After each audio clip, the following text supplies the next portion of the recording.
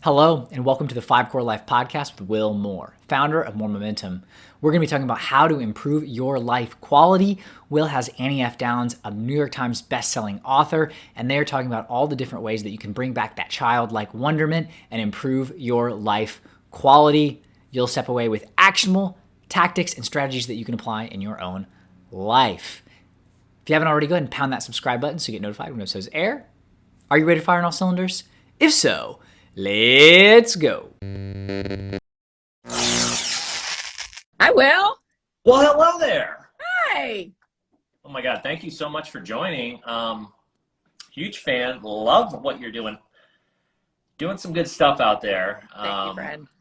And I love talking to people that see the world the same yet differently as me. I think we're on the same crusade to, hopefully leave a little bit of a mark and a legacy when it's all done to make the world a little better than when we came into it. And there's a lot of different ways to skin the cat, a lot of ways to do it. I love how you're doing it. So let's get into it. So let me introduce you just so everybody, is aware and knows, which I'm sure they are, but you're a New York Times bestselling author. Now, these days it's important to say that, I feel, because anybody can be a best-selling author on Amazon, right? And people throw that around all the time. Apparently there's a way. I haven't finished my book yet, haven't gotten into that world yet, but to game the system so that everybody's a best-selling author. So New York Times what you means, know. I already like what you know, Will. New York Times means it's the real deal. Holy, you did it the hard way. It's not easy. Get an agent, get it published, get it actually read by the masses. So kudos, my hat's off. It got fantastic reviews. And I usually, not always, but in this case, definitely I'm going to order your book and read it. I love doing that after I talk to people. So thank you. But I did read up on it, and I know all about you. So, in describing the book, a direct quote from it was, "We all know that we have fun that enriches our lives, but so much gets in the way of prioritizing it. Tough days, busyness, feelings that are hard to talk about keep us from recognizing and embracing what's fun in our lives." And basically what you're doing is you're helping figure out exactly what that fun is and how to take action on it every single day, which is in total alignment with what I do. And I'm always talking about getting back to that childhood wonder and passion and enthusiasm that we all had when we were just bright-eyed and bushy-tailed as kids before life started. It's the influences of life started getting in the way, and some distortions and perspectives of how we see things got in the way and focusing on the wrong thing. So thank you for focusing on that. I love it. I can't wait to get into it. Now go. Okay. Well, I would just love I'm accidentally turning it back on you, but I would love to hear some of the why that you have found behind why people don't choose fun and happiness and why they don't choose that childhood wonder. Because what I'm experiencing and what I wrote about in That Sounds Fun and what I see in my life and my friend's life is that it's still part of that big vulnerability conversation that everybody's having right now. Is one of the problems with pursuing fun is you have to get vulnerable. That's exactly right. Vulnerability, the more I go through life, the more I realize how important and how freeing and how like when you're a kid, you're vulnerable and you don't care that you're vulnerable. As you get older, and to kind of also partly answer your question, I feel like, straight up, we're in a broken system. United States, some countries are better than others. In the United States in particular, we'll include the whole world in this. The focus is on the wrong things, and we start judging ourselves. We start being fearful. We start letting things that we didn't worry about when we were kids, and it was all about how can I maximize this day to have the absolute most fun I can possibly have. And that was your biggest concern. And you went hard, and then you slept hard. And now, it's all these things like, am I good enough? Are people judging me? If only I could get $1 million, if only I could have 1 million likes on Facebook, if only I could do this, do that, then I'd be happy. And we get caught up in this delusion, right? Of like, if only we could have certain things, and it's this victim. I call it the fixed victim mentality, where it's like, oh, poor me. My brain's broken. There's not really much I can do other than, this is my course in life. I've been told that this is, what I should do, and this is the path that I'm on, and kind of hovering between that rock bottom and living your best life. And to me, it's the worst place you can possibly be. I was fortunate to hit my rock bottom in college and bounce, and I had no choice but to go up. I was suicidal, and it was like, okay, it's either end it or we got to figure something else out. And I feel very fortunate that that happened with me, because it got me into self-help and wellness and realizing like there's another way to look at the world, and a lot of the things you talk about and explore, and how to live that life of kind of freedom and whatnot. And it's sad to me that so many people kind of just hover right just above that, where it's not so bad that they have to take drastic action, but they're far from living that. I mean, isn't that the whole good versus great?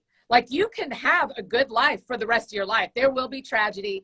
There will be sadness. Things will not go the way you want to, but you can have a good life, or you can get vulnerable and have a great life that has sadness and tragedy and disappointment. I mean, Inside Out taught us everything, right? That you can hold joy and sadness at the same time. And so we get this choice. It's everything you say. We get this choice of like, am I willing to be vulnerable enough to have fun in front of other people, to be an amateur at something, to be brand new at something, and maybe not be great at it? I mean, that's our culture problem, right? Is when we were 9, we were, of course, going to try new sports. Our parents plugged us into every new sport, right? Right, like, right. When you go to middle school and they say, pick an instrument, I mean, just pick an instrument and we'll teach you how to play it. Like, can you imagine now at our age, someone going, hey, walk into this band room and you pick an instrument? We'd be like, well, I kind of know piano, so I'm going to start with this. Or I bet I can figure, because of my other skills, I'll do this. And when I was in 6th grade, I was like, French horn, let's go. Right. You know? That looks cool. Right. And so is there a way, and you and I are telling all of our friends, of course, we say yes to this. Is there a way that we can pull some of that childhood ease? Even if you didn't have an easy childhood, you have moments of it. Can you pull some of that childhood ease into your adult life, even if you can't bring the whole thing? So like, I loved cooking with my grandmother. Well, I don't live in the town where I grew up. My grandmother passed away 15 years ago. So I can't redo that exact experience, but I can use her green bean recipe. Right. And so I get pieces of it. So can we bring pieces of our childhood wonder, as you say, into our adult life? I think that is the challenge of moving from good to great. I love that. And you know, what you just said is you know, I look at life as it's either you're building positive or negative momentum. And I'm always looking for ways to reduce the friction along the way. Whoa. And what you just said is a great friction reducer, in my opinion, of like, okay, and again, it goes back to being a victim of, well, I can't, you know, my grandma's dead and I can't cook with her anymore. Like, that sucks. That part of my life's gone. Poor me. Instead, you're reducing the friction, keeping that part alive by saying, well, I still have the recipe and I can still do it. And maybe I do it with my own family and create new memories and still spark that childhood wonder and enthusiasm. And I love that. That's yeah. It's great, right? We can all go through and pluck out 3 or 4 things. I mean, you would be amazed when people say to me, Annie, I don't know how to have fun. I haven't had fun in a long time. I'm like, let me fun coach you for a second. Literally, what'd you do on Saturdays when you were 9? And everybody has an answer. And then you start going, okay, well, how do we do that again? How do we get some of that into your life right now? Because probably that soccer ball still exists. You can still buy a soccer ball, right? You can still buy green beans. You can still try to play piano again. Like, you can garden just like you did with your parents or your grandparents. And well, it's shocking how many people, when you dig down to the thing that was the most fun with it for them as kids, was connected to a grandparent. It is wild how often it's connected to a grandparent. Interesting. Yeah, I definitely believe that. Right. And we all have, right. And I actually have been using the word lately that I really love. I didn't coin it, but I heard it from somebody called reparenting. And I love that term because to me, it says it all. It's sort of like, you know, okay, you've gotten to this stage in your life, wherever you are. And clearly, you know, there's some things that have developed, some perspectives, some habits that you formed that are causing you to build that negative momentum, not be your happiest, best self. So let's take a good look at what are those things that will make you feel that way. And let's develop a routine and a system to hold ourselves accountable to make sure we're taking action on those things every single day until they become regular parts of our lives. Because like you said, it's like, I'll bet you a lot of these people you do this with, you know, they sit back and like, yeah, why aren't I doing that? Like what? And it's just, that's so common. It's because life gets in the way, and all of a sudden you've got your head down and you're the ostrich in the sand, and you're just going, thinking you're doing what you should be and what will make you happy, thinking that pot of gold that is at the end of the rainbow, right? That'll make you happy one day. And really it's about the journey, and it's enjoying that part of it, because even if you get that big pot of gold, it's going to feel great for a second. Just like when I sold my business a couple of years ago and I got that huge pot of money that I've been working for 10 years, that I was like, yes. And it felt, I'm not gonna lie, it felt amazing. But then it was like within a week or two after playing golf and just letting that anchor get off my back of everything I put into it and the deal getting done, it was extremely stressful towards the end. And I was like, well, now what? Right. So it doesn't work that way. It doesn't work of just, okay, now I can just sit, finally I can sit and drink this pina colada every day and and I had this ongoing joke with my friends. I hadn't seen one of my friends in a couple of years. We went on a golf trip and we're all sitting around. He's like, so Will, what do you do now that you sold your company? He's like, do you just sit in your bathrobe by the fire and sip champagne? And I was like, yep. That's exactly what I do. And it just, that to me, that just says it all. Like there's still that, I mean, he was, you know, being facetious, but I think, you know, there's still that sort of like, oh, it must be so great to just be able to do nothing. But we're not built that way. We're built to want to go out and grow and have fun, just like when we were kids. And you got to find those things that make you feel that way and take action on them. I mean, we were always meant to take natural resources and turn them into something. It's how cities have existed forever, is people took places and they started taking the resources and creating. And so that is exactly what we still get to do, even in our hobbies, right? Even people who are woodworkers or chefs or gardeners, they're still taking natural resources and making them into something. And it's beautiful. I mean, I could not agree with you more. We were like cut from the same cloth, brother, except I haven't sold a company yet. So you win, but.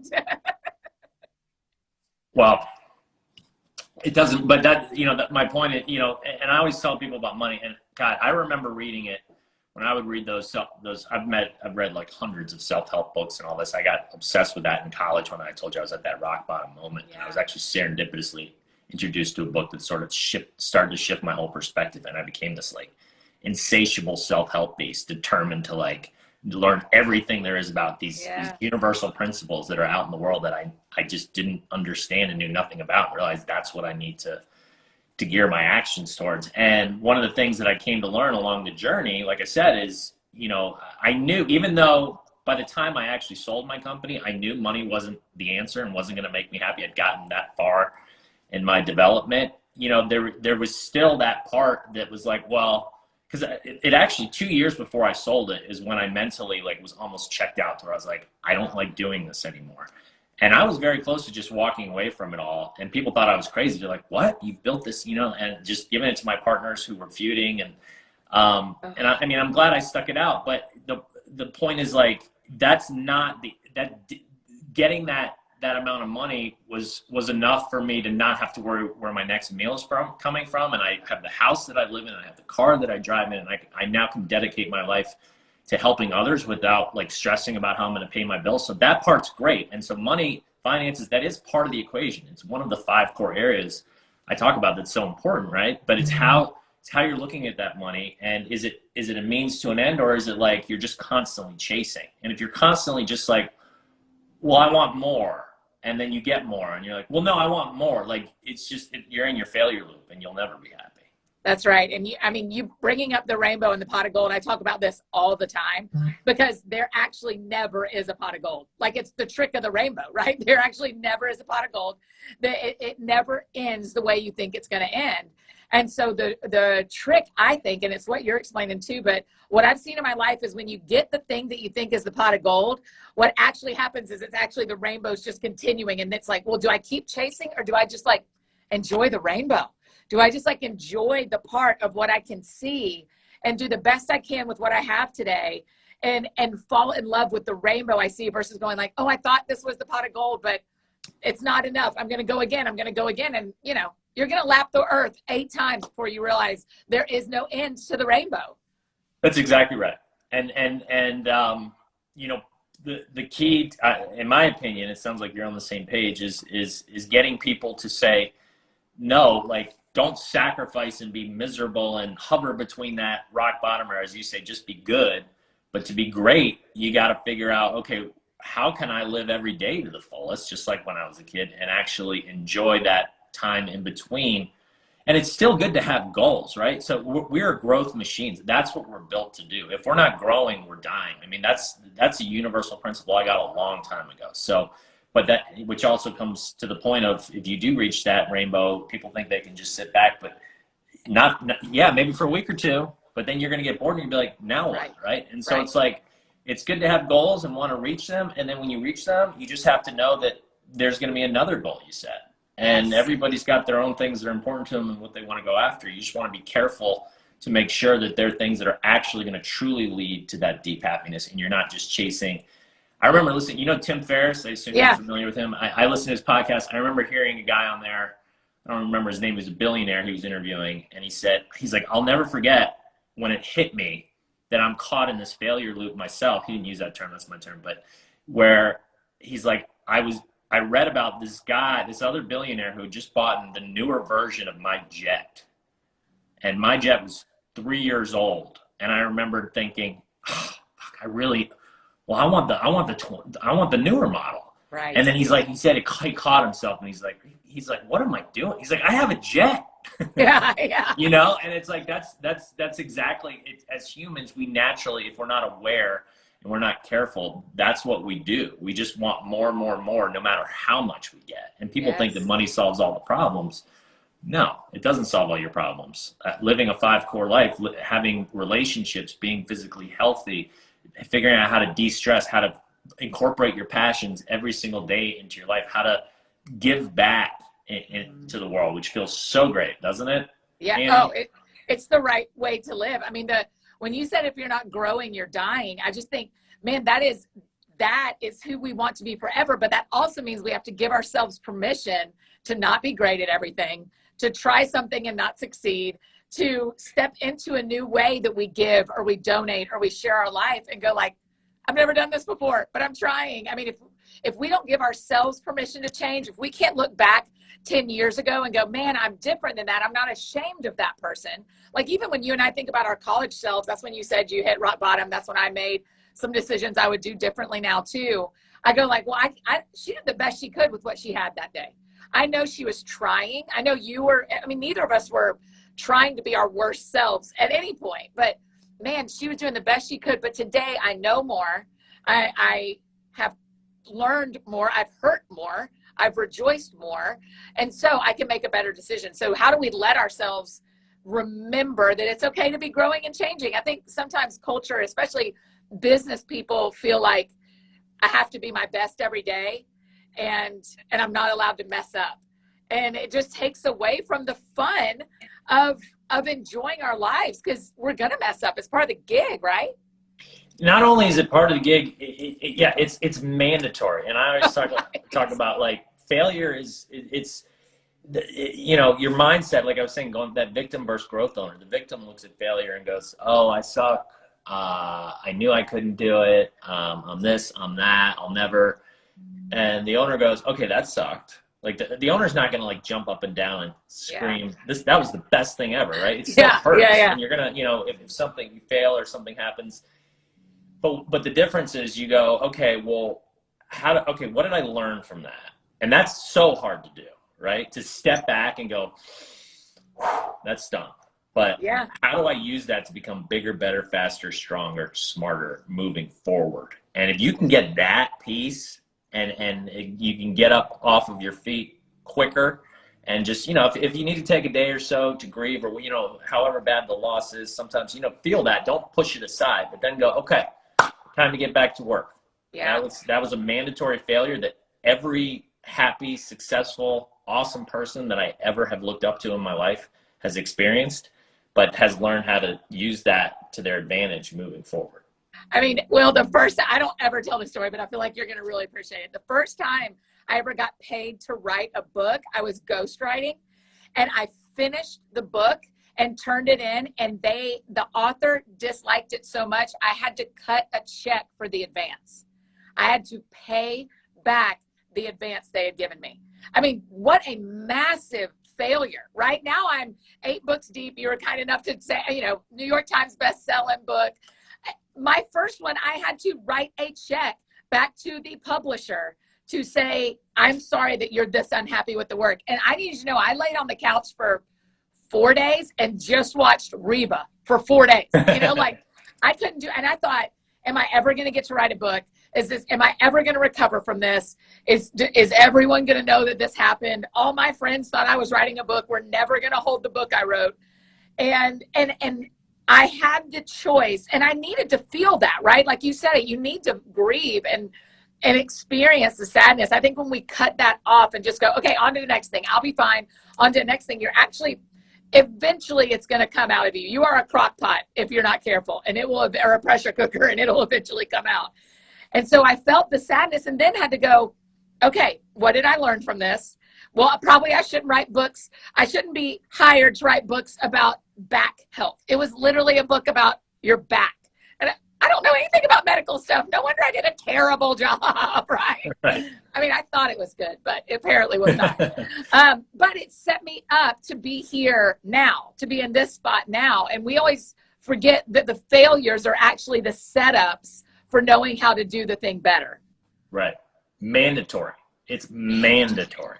I like that word because it reminds people that it's like, it's not even just part of it. It's has to happen. And not, if you're going to improve and grow, you have to fail.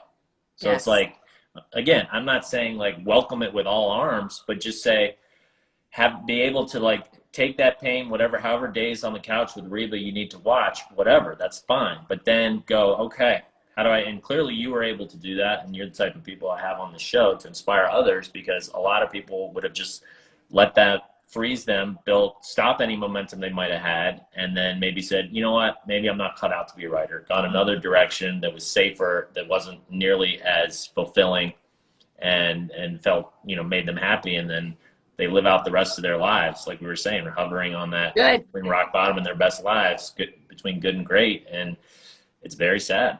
Yeah, it's just hard. And the other thing that I think you do really well is we have the other option as leaders to never talk about our failures, because all people see is New York Times bestseller, right? I don't ever have to say I paid back the first advance of a book I ever wrote.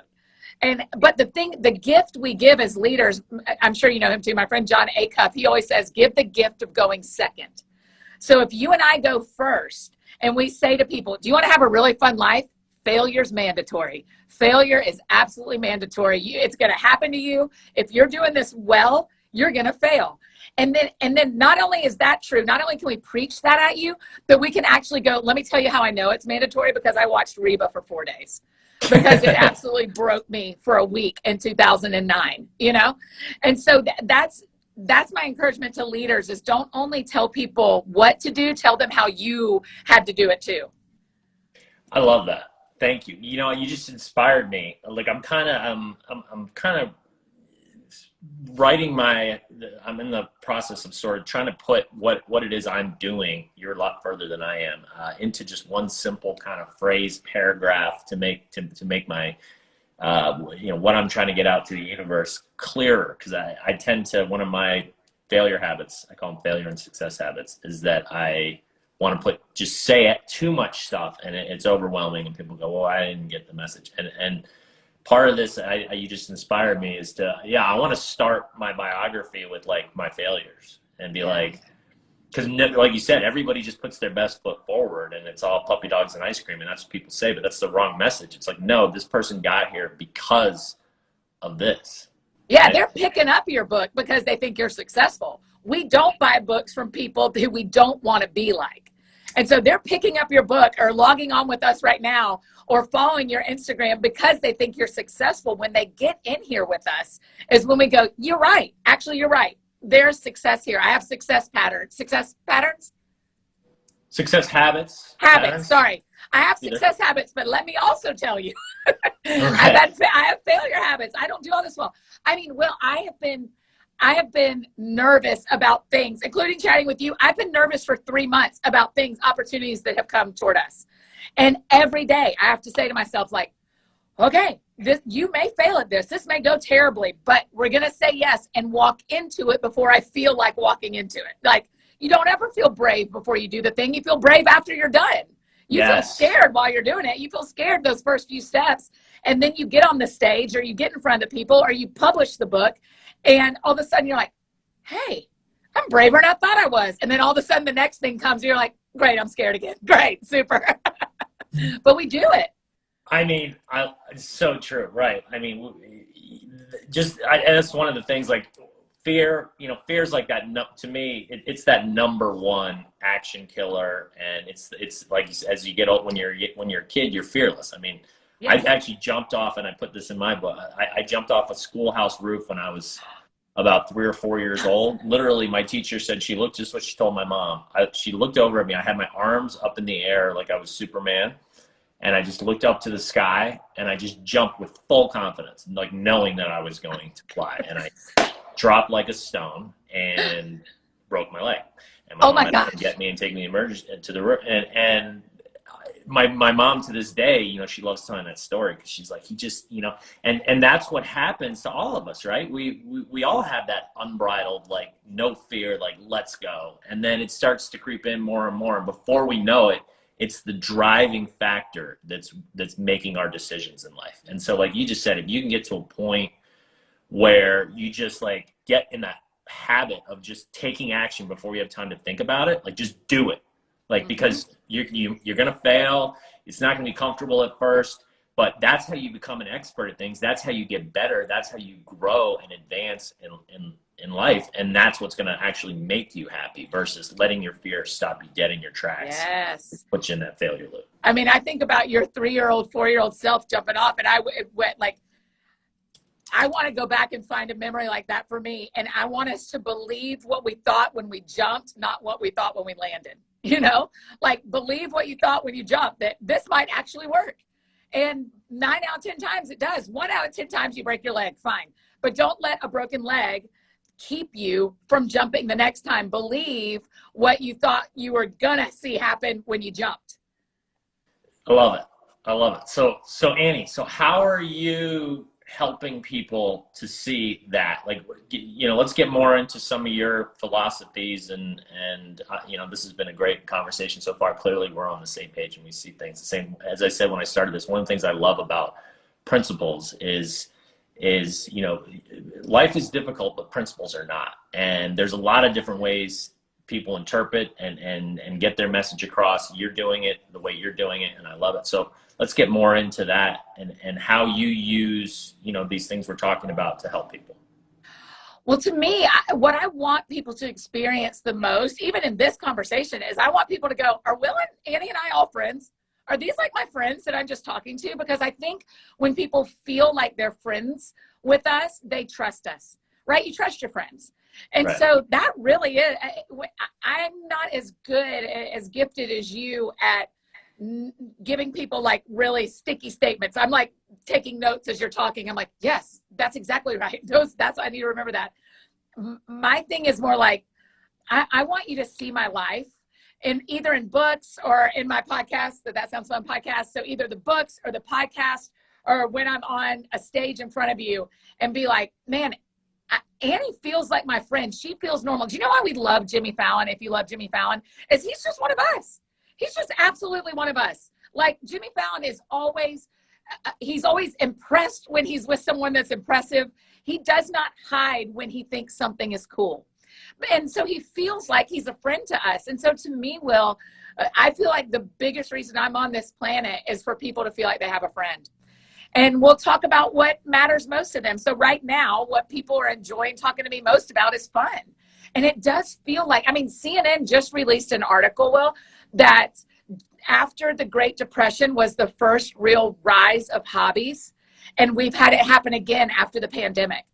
And like playing bridge was created during the Great Depression. And so to me, I'm like, man, the thing I love talking about, why hobbies matter, why having rest in your life matters, why having fun in your life matters, is actually already being mirrored in culture. And so then friends like you and I get to step in and go, hey, do you hear what culture's saying? Let's talk about healthy ways to do that. Because there's a version of fun that is just escapism. And I'm not interested in that at all. I do that. I don't know if you do that. I won't put that on you, but that is in my personality. Is that in your personality at all? Yes, absolutely. Yeah. So I am like if something hurts, I just would rather can I fly to Paris? Can I go to Dollywood? Can I eat Oreos? Can I do anything that will make this stop hurting? Right. That's human nature. We all have that. And I think the filter I use in my head to help me identify whether I'm trying to escape or whether I'm just having fun is the language I'm using. So if I'm saying, if I could only fly to Paris, if it was only summer, if I could only go to the beach, if I could only eat, drink what I want to, if I could only be with the person, right. If only. That's usually escapism, because that means I want out of this. Right. If my language is, I can't wait to fly to Paris. I can't wait to go to Dollywood. Do you know what Dollywood is, by the way? Of course. Okay, Gatlinburg, baby. Yeah, very good, very good. Okay. So I can't wait to go. If you're saying I can't wait, you're probably really healthy in your fun. And so that's the message I want people to get from me is like, fun is available to you in the life you already have. Escapism is a way to get out of the life that you have. Let's lean on fun, even when we're suffering. In fact, I think one of the core values in my life is teaching myself and my friends, how do we hold joy and suffering together? They just are richer together than separate. And I spent a lot of years trying to just like put suffering in a box and close it and lock it. And it just never happens. It never happens. It gets out. And so when I think about what we talk about on the That Sounds Fun podcast, when I think about That Sounds Fun, the book, we just today announced that we're going on tour in June. And so what we're going to say from tour in June is like, hey, the life you've got today, the things that are hurting you today, the things that feel hard today, there is actually fun to be found here too, and it will heal you. Love it. Congratulations for going on tour. Yeah, I mean, you know, that's fantastic. That just means more people are going to hear your message, and we get to see people again. We're gonna be really safe, COVID safe. But man, being in you get it, the energy of being in a room with people. Can't wait. Oh my God. Yeah. I mean, we're right. We're that's another primal thing we have. Like it's back in the day, it was, we needed to be around people because it made us safer from getting eaten by a saber tooth tiger. Right. That no longer applies, but we still have this innate need to be around. It fulfills our soul. And so I even like you saying that about a saber tooth tiger, because immediately what I asked in my head is, in 2020, what was the saber tooth tiger for me? With as much aloneness as we all experienced, with as much being isolated, what was coming after me? And so you're teaching me something here and having me think through, man, when we're talking about community, let's have people looking for saber tooth tigers. What are the things coming after you that are trying to keep you from surviving? And I'm like, oh man, there are some things I need to think about that are probably allowed to prowl a little too close to me right now. Ooh, I love that. I use that saber-tooth tiger analogy probably more than I should. It's one that I love, and it just sticks with me. Like whenever people talk about, like, try to make excuses or talk themselves out of the fact that we don't, we can get what we need from Zoom, or just liking somebody's picture on Facebook versus spending real human time with others, friends, family, strangers, connections, that's what I always go to. I'm like, you don't understand, like, you can't. Like, yes. you got to be something. Even, they and I think that even the whole they call it the introverts versus extroverts, that whole thing has evolved over the years, where it used to be, I think people used to think, well, if you're an introvert, you just like being alone. That's not the case. People still, even introverts, which I don't even really consider it, I think it's more like everybody's somewhere in the middle, like a hybrid, right? Right. And they have certain parts of their personality are extrovert, and some parts, I know I'm that way, are like, just let me sit in a room for like 8 hours and just relax and not talk to anybody, right? And so it's like, right, it just ties into, like, if we can't put labels. We tend to put labels on things, and again, why we do certain things and take certain actions and are fearful of certain things because we've labeled ourselves. Society's labeled certain types of behavior. We're like, I don't want to be that. I don't want to do that. I want to, it's like, no, just screw all that stuff. And just what is it that fills your soul with passion and happiness, and figure out a way to incorporate that every single day and proactively. If you just say one day, like you said, if only, then it's escapism. It's just a wish versus, okay, how can I actually set the goal to start making these changes in my life now? Yeah. An author friend of mine, Emily P. Freeman, she always says, pay attention to what makes you cry, because what makes you cry is probably telling you what will light you up.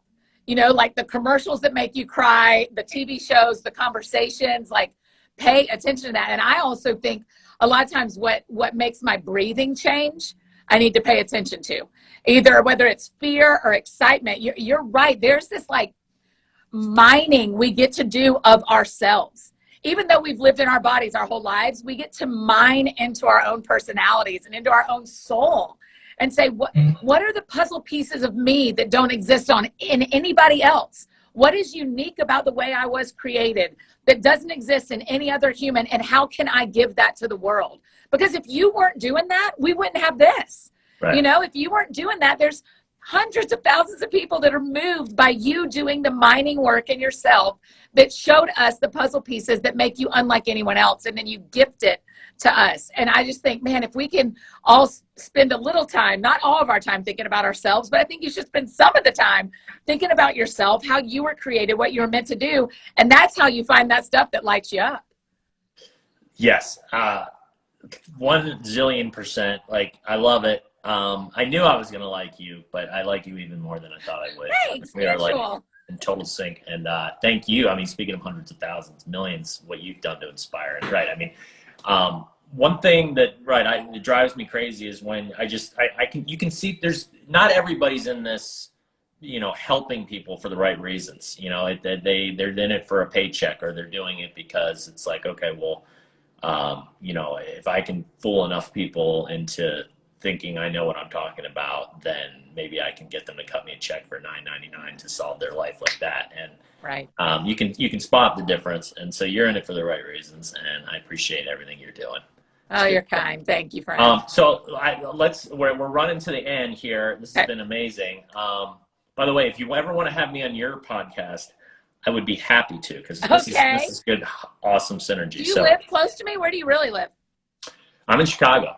Okay, that's not. I mean, we can do this, but yeah, that's great. Do you do virtual, or do you do all in person? Yeah, totally do virtual. But I was like, if you're in Nashville, come on over. Let's do it today. Well, I actually have two really good friends in Nashville, and my wife and I have been talking about taking a trip, so maybe we'll figure that out. We'll talk. Yes. Either way, yes, I'd love to have you on. I think that'd be so fun. We'll communicate after. So I always love to kind of end with, one of the main things you've heard me say: success habits, failure habits, repeatedly. I feel like our lives are kind of on autopilot with a lot of the habits that we've developed, right? And habits don't care if they're good or they're bad, helping or hurting us.